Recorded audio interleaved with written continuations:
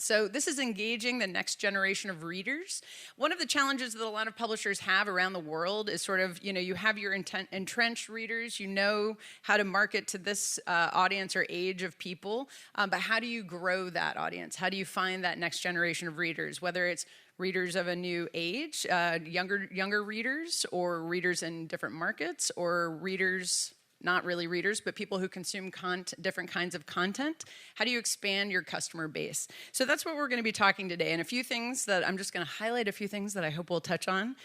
I know we'll touch on. How publishers engage a younger audience of readers, what new content formats are being used, social media platforms, kind of content, and types of subjects or voices that are being looked for out in the marketplace, just to give all of you a good look at what might be useful for your own business and just helpful to know what's going on in the world. So I'm going to ask my panelists to introduce themselves, and then we'll jump right into the conversation. Jess, you want to kick us off? Thanks. Can you hear me?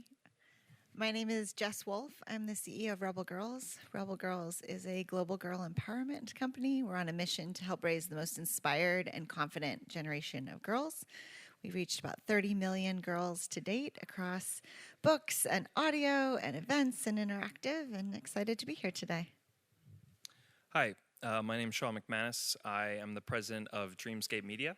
We're a top independent audiobook publisher based out of the US. I also wear a second hat of being the president of the Audio Publishers Association, the APA, also anchored in the US. Hi, I'm Maria Garbutt-Lucero. I'm Publicity Director at Sceptre, which is a literary imprint at Hachette UK. And on the side, with my friend Joanna Lee, I co-founded the East and Southeast Asian Publishing Network in London. And we also launched the first East and Southeast Asian Literary Festival in the UK this September. Wonderful. Thank you all for being here. And I realized I didn't introduce myself. I'm already doing a terrible job moderating. I'm Erin Cox. I'm the U.S. publicist for Frankfurt Book Fair, and I also do a few other things in my life, including some publicity and marketing for books in the U.S. So we're going to start with the more traditional and sort of work our way into the more experimental or new. And we'll talk with Maria first. So you've won the Publishers Publicity Circle Awards for several campaigns, including East Side Voices, edited by Helena Lee, Sally Rooney's Normal People, Nate Silver's The Signal and The Voice. What makes for a good publicity campaign, and do you do something different, when you're targeting a younger generation of readers?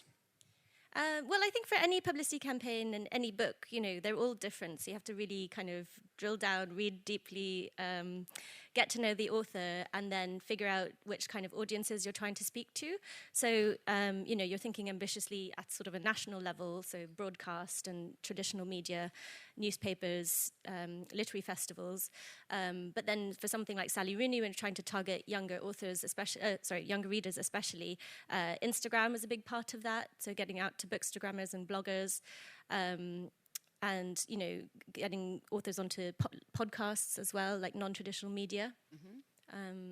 And then with East Side Voices, was very keen to target like East and Southeast Asian audiences across the UK. So did partnerships with community centres like the Hackney Chinese Community Centre, did sort of partnerships with people like the British East and Southeast Asian Network, and then they reviewed the book, and podcasts like the Chinese Chippy Girl, she recommended it on hers. Trying to think, there's all sorts of specific kind of ways to target those sort of niche, focusing on the niche market of that and sort of building out from there. Yeah.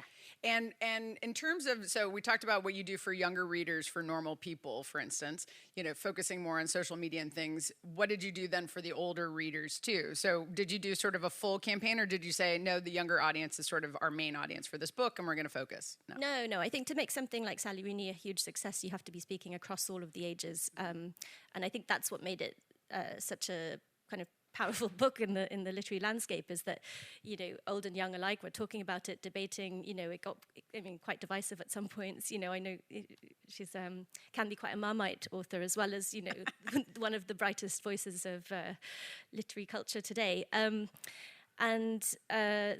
guess sending the books out widely to the traditional broadsheets, getting reviews in those, as well as like profiles and interviews and Radio 4 and places like that. Right. So not forgetting your sort of traditional audience while you're focusing on a new audience, sort of hitting both things. Yeah, just very much a completist. I want to try and get everyone. Yeah, good.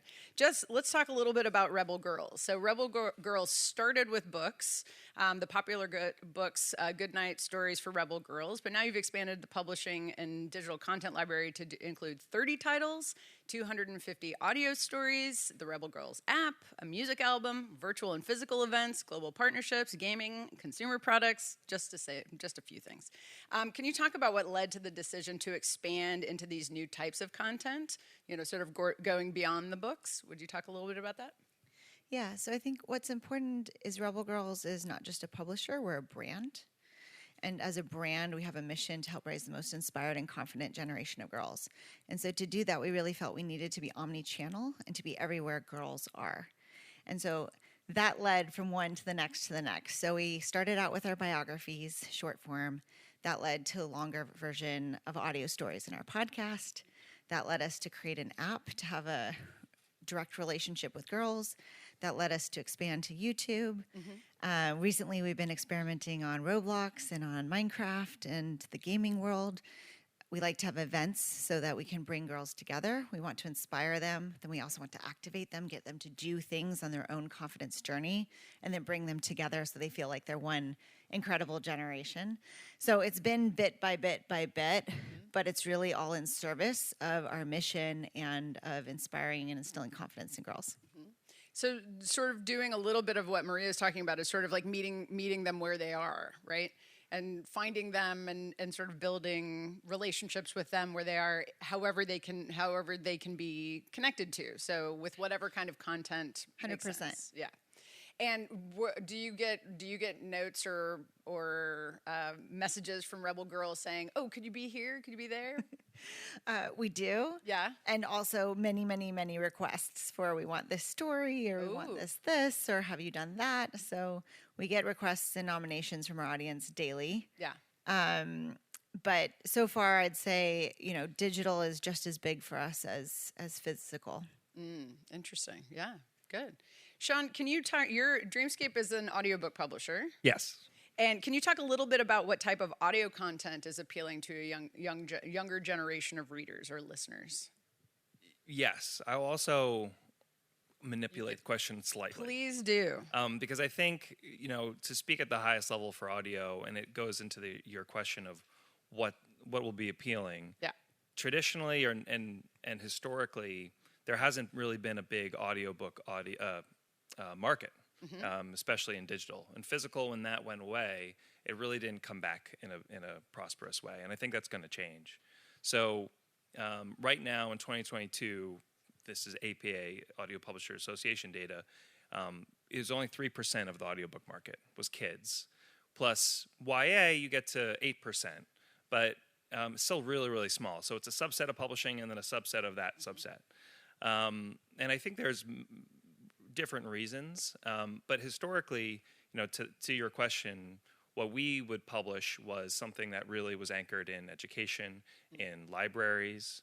So things that have the Odyssey Award is a library award that would be awarded to multiple audiobooks, and we would anchor that in because we were going after librarians and teachers to say, this book makes sense in audio, and this is why. Now, as we move forward in, audio and business models, we have really prosperous library channels in the U.S. and Australia specifically, Hoopla, Overdrive, and a lot of good digital outlets.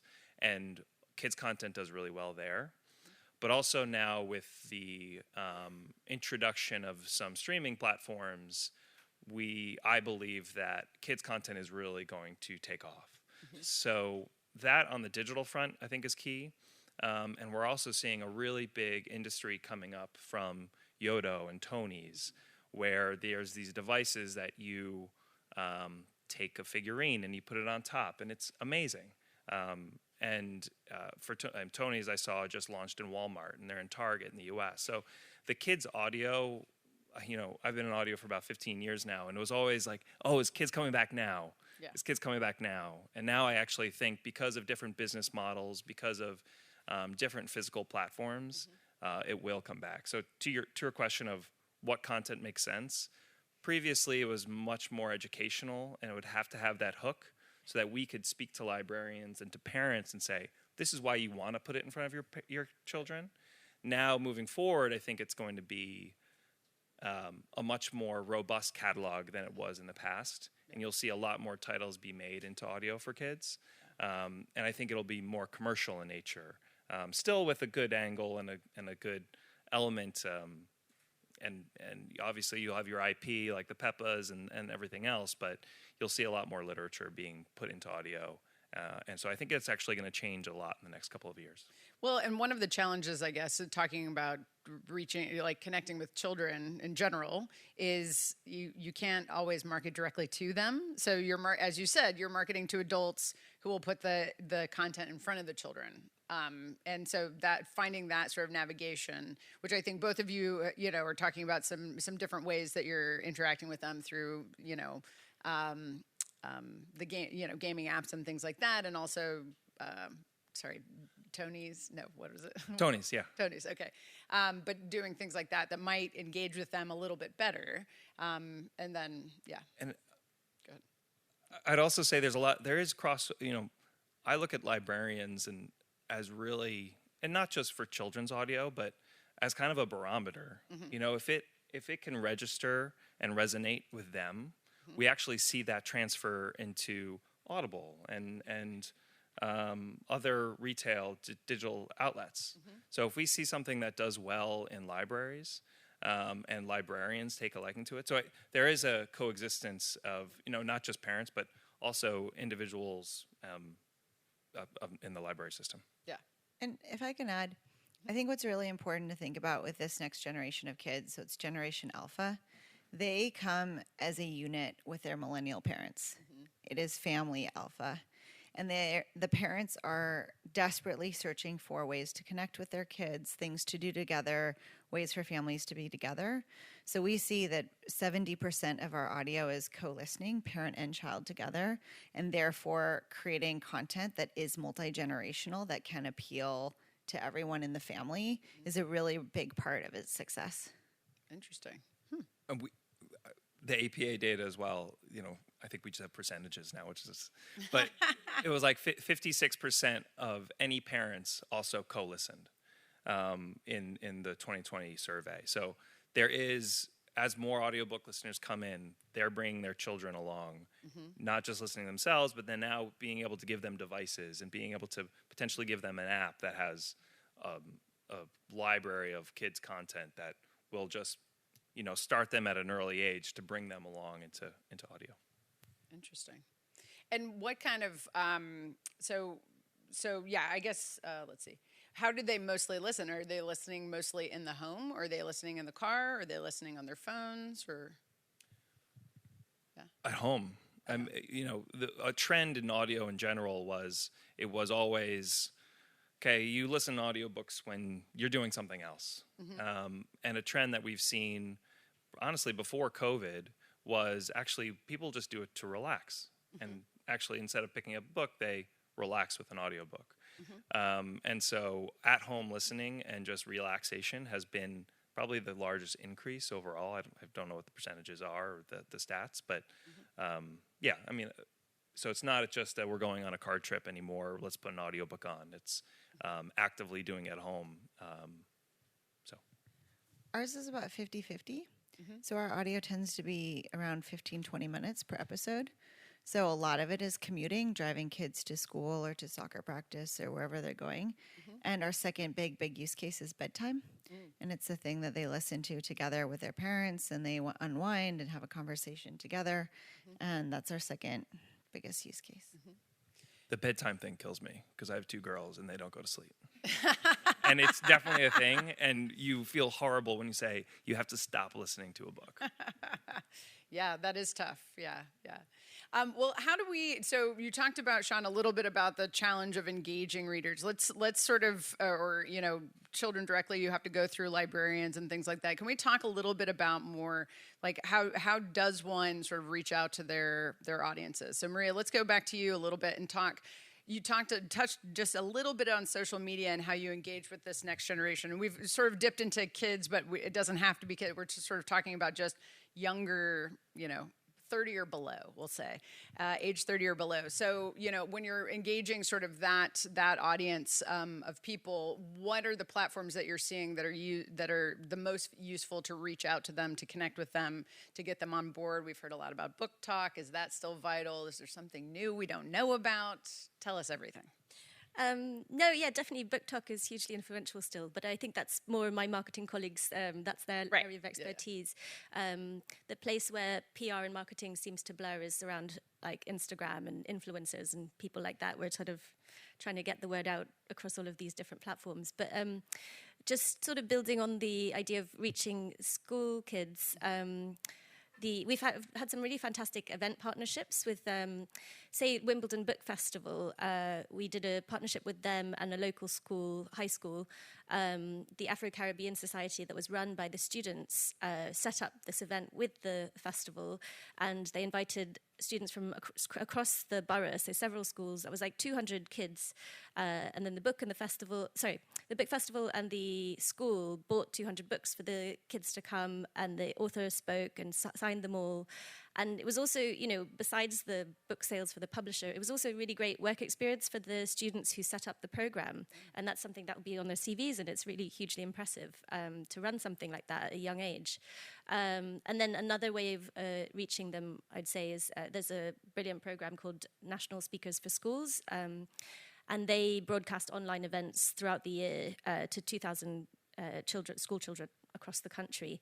And they have various authors come in to speak, and there's a specific YA book that they choose as the discussion topic.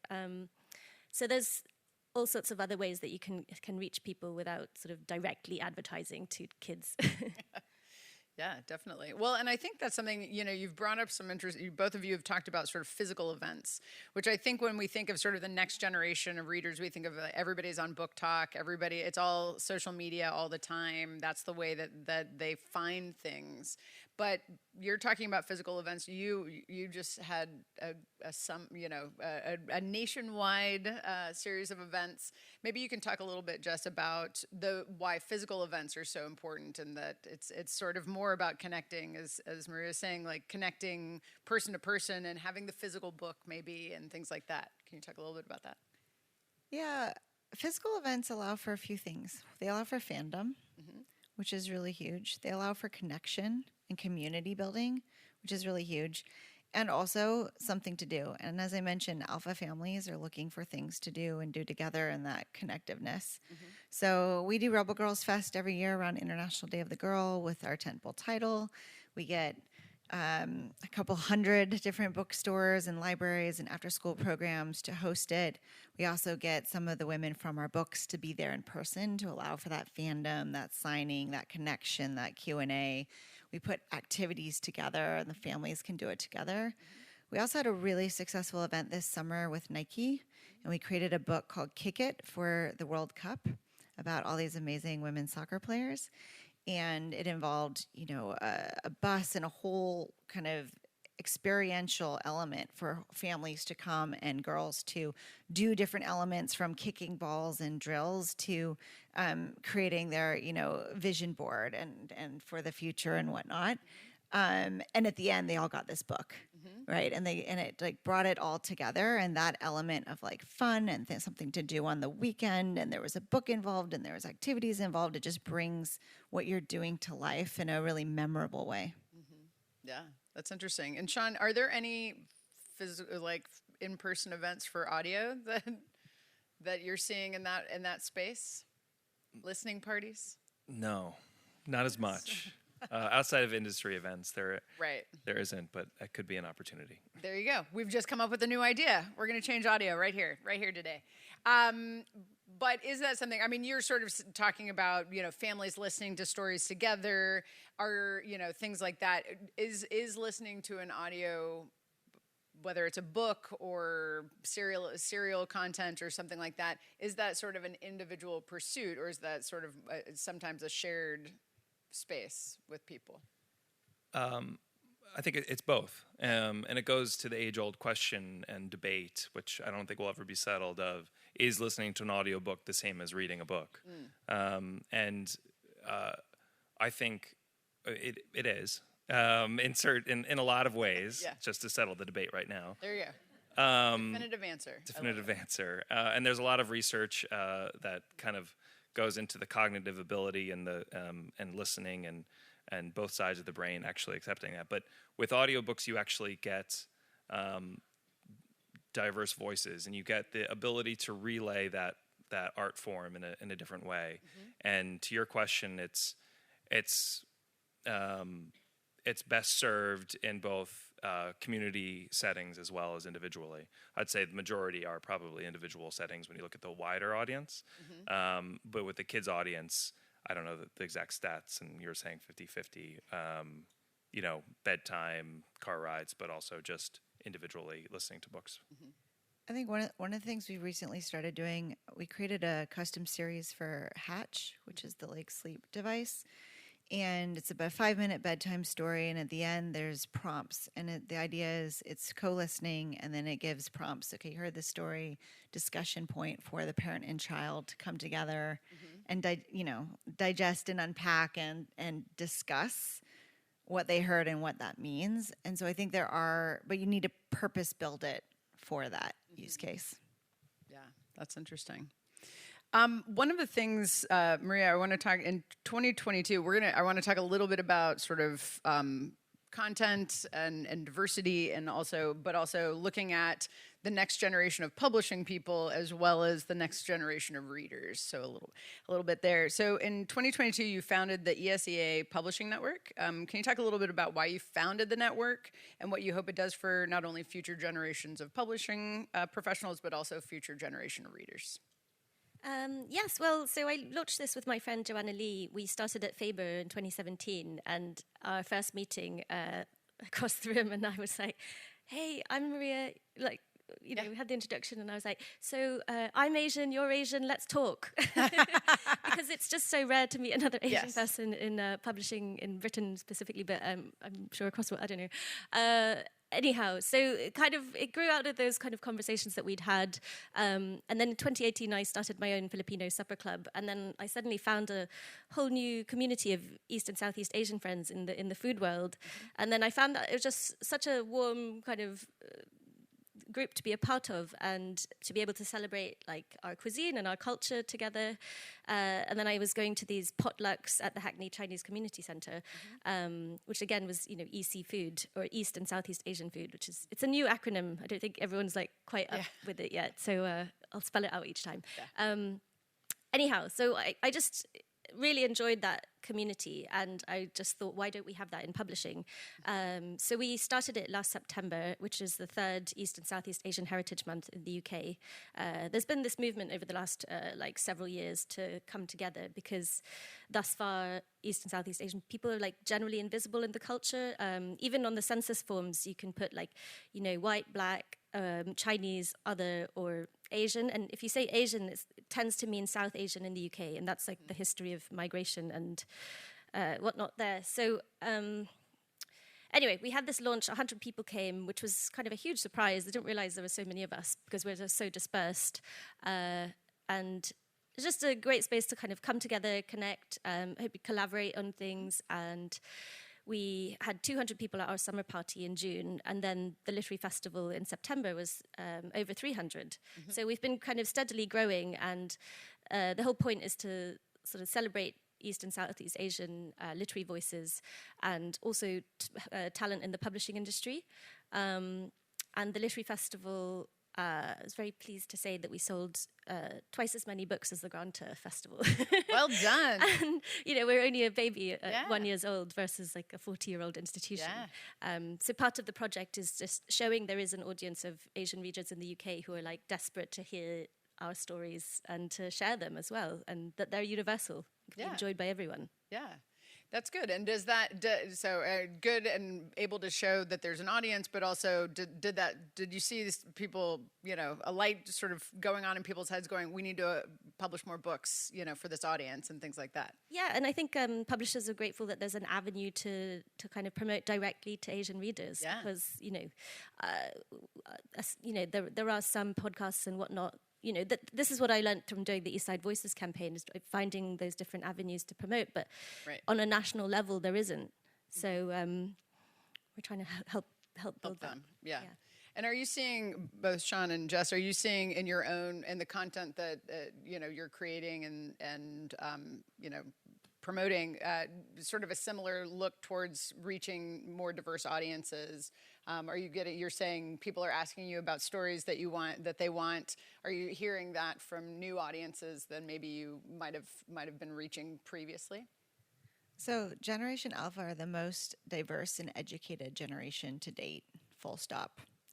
And they want content that there is reflected, that they see, and they want authentic content and they want diverse content. And I think that's a non-negotiable for this generation. And we've been doing that from the beginning. We've told the stories of more than 2,000 women so far from every country and every walk of life you can imagine, 2/3 of which are Black, Indigenous women of color. We've also, in audio, expanded to tell stories of neurodiversity with neurodiverse voice actors and whatnot to expand the level of diversity and authenticity for it. I'd say the other thing that's really important for this generation is they want to see young people. They want it to be relatable. They really, really want the requests that come in are all for this generation, girls a little bit older, doing things now that they can relate to, that they can see online, that they can do all of that stuff. So I'd say diverse, yes, authentic, yes, and young. Yeah, interesting. Sean, what about you for audio? I mean, you say expand the level of diversity, and I think that is, a core job of an audiobook publisher as well, or any publisher really. But with audiobooks, that voice means so much. And so when a child is sitting there and puts that Tony on or clicks something, you need to have that genuine narration. You need to have that expertise and that be able to be translated through. And so especially in libraries, especially in retail and anywhere. And so that's core to what we do as well. And so from acquiring a title to the production, I think every audiobook publisher, speaking specifically about those, has to take that into account. There's a lot of talk about AI voice and these things, and I don't see it, especially in the children's category, if you're putting your child, if you're putting a Tony on or something of that nature, you need to have that genuine voice. You need to be able to really relay that. And there's millions of different voices that can encapsulate that one title. Yeah. Does that require, just focusing on sort of voice actors for a second, is it hard to find voices for particular, like if you have a great story, is it then sort of like, oh gosh, now we have to hunt down a voice that maybe is accurate and reflective of this character or whatever? If Eric, who was our head producer, was here, he would say yes. You're blissfully unaware of it. But no, there are definitely titles that someone would acquire, and he would sit there and say, oh, this is going to be a tough one. But it's the mission and the job to get it done, and we probably wouldn't publish it. We wouldn't put a different voice on it if it didn't represent the content that is actually being portrayed. Right, yeah. Sean, we talked a little bit about promoting to kids and going sort of via librarians and sort of now the route. How are you reaching sort of a slightly older, like teens and maybe early 20s with audio? Are you using social media platforms as well? I know you don't know as much about that, but is there a newsletter, or is it through a Spotify or something like that? What's the best way are they finding the content? I mean, you do lots of different things in hopes that you can register. This might sound, and we do influencers. We invest in that especially with certain titles and content. This might sound somewhat archaic in a way, but Our newsletters are actually really powerful. So we have a librarian one that registers. We have consumer, and we also have we've launched a science fiction, lit RPG kind of Dreamscape lore, and we're growing that consumer base as well. And actually speaking to the core listeners there, then that bringing those algorithms up on whether it's Amazon or Spotify or anywhere, then that content rises to then, continue to hopefully grow a bestseller or continue to grow the content. Right. Outside of also, we were at New York Comic-Con last week. So there you really do a multitude of things to try to bring that content front and center, whether it's for kids, YA, or science fiction, or any genre of that nature. Right. But I honestly, the email campaigns are really successful, and speaking directly to those core great listeners to then bring that content up is working. Everything old is new again, right? Sometimes Audiobooks. tried and true comes back. Yeah, exactly.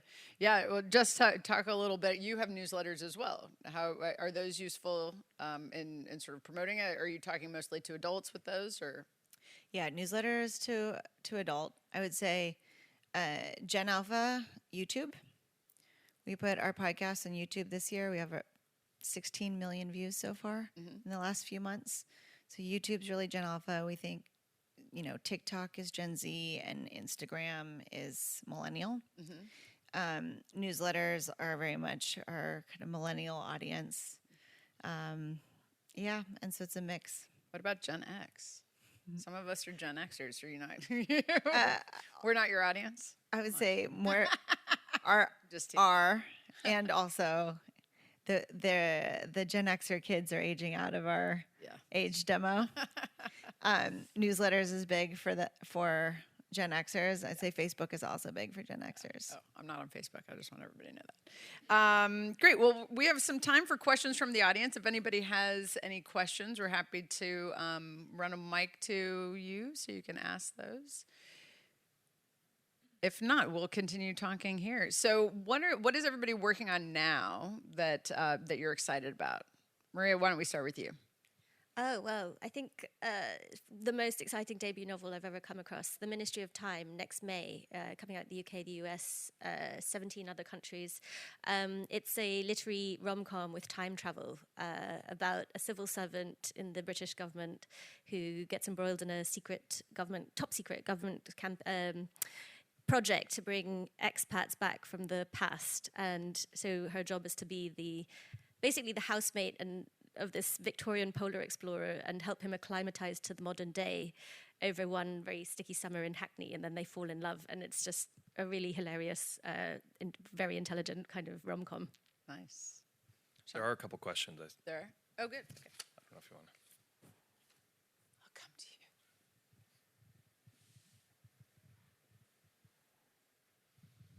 Hello, thanks for the insight so far. My question is targeting at the audience itself, because you already said that Generation Alpha is very well educated and very smart and diverse. What about co-creation in terms of asking the audience itself in content development? I'll take that one. Yes. I think it's successful. I think it's important. I think it's part of empowerment. The question is how and to what degree and which projects.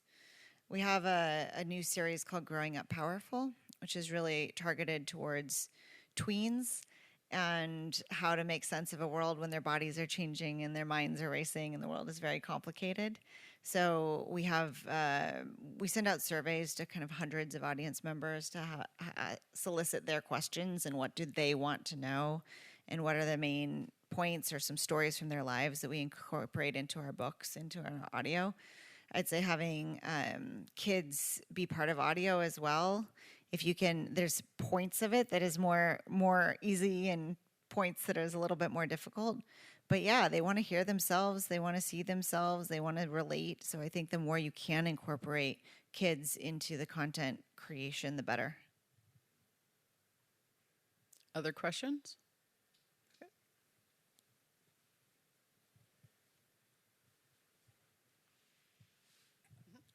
Hi. So I think my question maybe unfortunately excludes Maria a little bit, so I'm very sorry. But towards Sean, who was saying that you have this lit RPG series of almost like fighting fantasy style audiobooks, and also to Jess, who was saying that you have events on Minecraft and Roblox and all of these things. Would you say that there's this kind of search for more interactivity from younger readers that maybe didn't exist in older ones, maybe influence from video games or from parents who were Dungeons and Dragons nerds or something like that? I feel like I personally work with interactive fiction, and I feel like where 5 years ago maybe no one really knew what this was, it's very cool to be able to hear about it now and see that it's kind of happening on multiple levels. So I wonder if you could maybe say a few words. Yeah, I'll start, and Lauren Henry's here, who heads up kind of our Dreamscape lore imprint. And I also see LMBPN here too. So the increase in lit RPG, especially in audio, is crazy. It's mind-boggling. And I think we're only going to see that continue to increase and more content come into it. So it's I think audiobooks, there are certain publishers that were going along with it, and I think a lot of other publishers are now seeing that and also coming in a really big way, which will just create more content and more opportunity. But there's definitely, you obviously would know more than I do, and Lauren probably knows more than I do, but there's definitely an increasing appetite for that, especially in audio. So you go to Royal Road, you go to these sites that are creating all of this content, and actually taking that and bringing it into audio is, that could be 60, 70, 80% of consumption is in audio there. And so I know Audible does really well with it. I would expect other entrants into the audiobook space will also do really well with it. So with more distribution and more opportunity, audio is going to be a really big player there.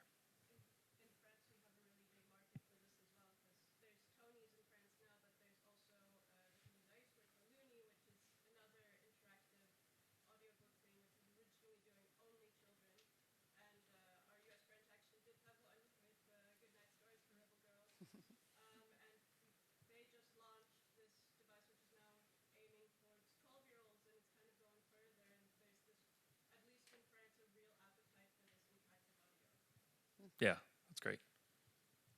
Other questions? All right. Sean, we took questions before. Oh, there's one. You just wait until I sit right down. It's all right. It's all right. It's day one. I still got energy. Day one. Hi. My question is, there are a lot of, there's such a range and size of publishers and just anybody who's here at this event. And I'm wondering if you have dedicated people who are researching, new markets and marketing tech and things like that, or is it something that you kind of get all your young people together and you go, hey, figure that out. What's happening there? How do you deal with research and reaching new markets? We have a full-time researcher that does a lot of things, cultivate, with our audience, from interest in, we test out a lot of book titles to understanding what platforms they're on and what they're doing and how they spend their time. So we do a lot of surveys and also interviews and focus groups, and think that's really important. And then it's a lot of also reading, looking, watching the news, seeing what other people are doing, kind of how things are emerging. So and creating a culture where people can bring ideas. Hey, my kid's doing this, my niece is doing that, my neighbor's kid is all into XYZ, and kind of fostering that approach, I think. It kills me we don't have a full-time researcher. I'm really jealous of that.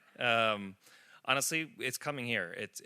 We have 5 or 6 people here right now, and we've expanded our budget just in traveling and to go to fairs, whether it's Comic-Con, 20 Books, 50K, all these, whether it's self-publishing, different genres. The more we can interact with everybody in this room and everybody at the fair is the better.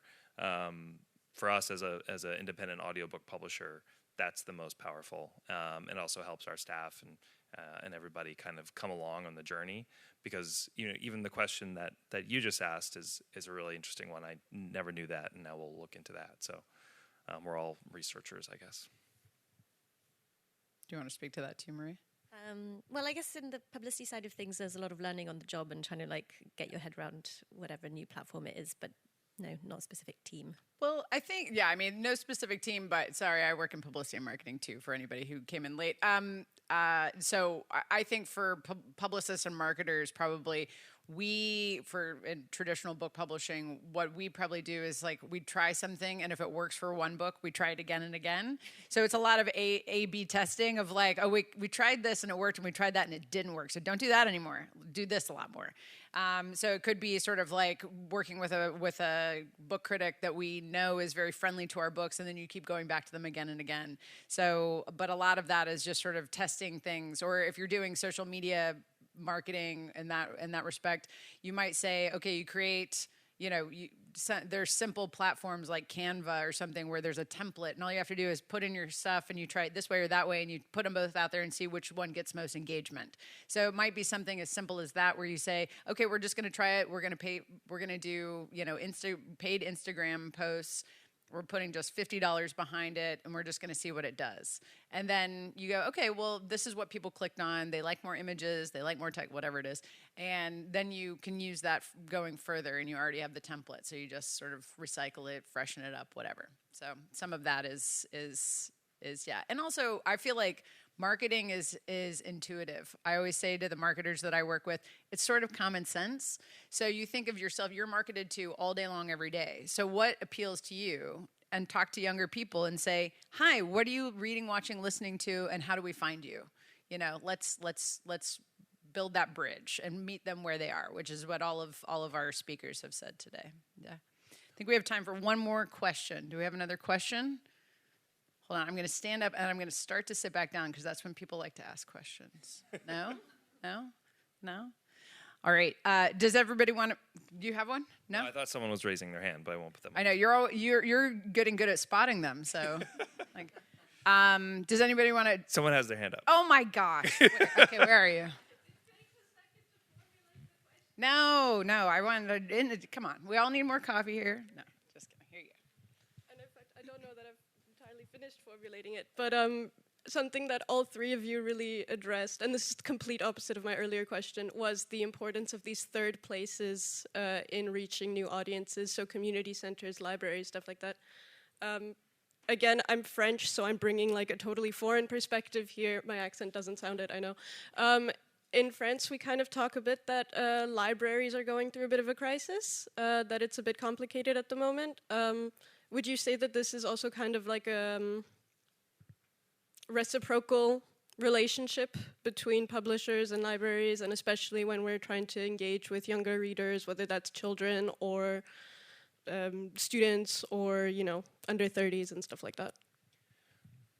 In the U.S., we have a great and well-funded library system. So Hoopla is one outlet that really excels there. Overdrive also on the digital front. Australia with Belinda BorrowBox. It is really, it's something that makes me really proud, and something that, especially at Dreamscape, that we really cater to. We actually started 13 years ago just creating content for libraries. And so we would focus on what does well in libraries. And we did that we still do, 8, 9, 10 years to start though. So to hear that France is going through that crisis is really sad. I would say librarians and that open space for the community to go to is really important, and to support librarians and to make sure our content is flowing through to those audiences. It doesn't cannibalize sales and retail. It only adds opportunity for the authors and the publishers. So, yeah. We see it as a really important channel, too.